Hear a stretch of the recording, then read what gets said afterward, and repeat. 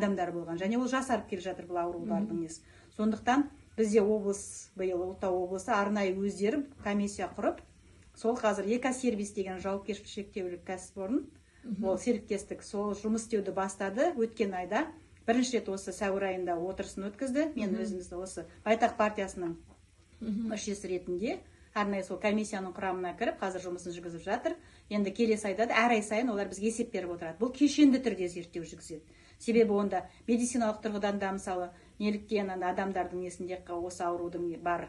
Сосын жаңа топырақтардан сынамалар алады, өндірістен бекен бұл, немесе басқа да бір экологиялық жағдайлар әсер етіп жатыр ма, сулардан мүмкін жаңа тұтынып отырған ауаның сапасы, судың сапасы, экологиялық барлық жағынан кешенді жұмыстар жүргізіліп, 1,5 жылдың ішінде осы комиссия халықтың көкейінде жүрген бүкіл сауалдарға жауап береді деп ойлаймын. Біз жұмысты әрі қарай жүргізе береміз.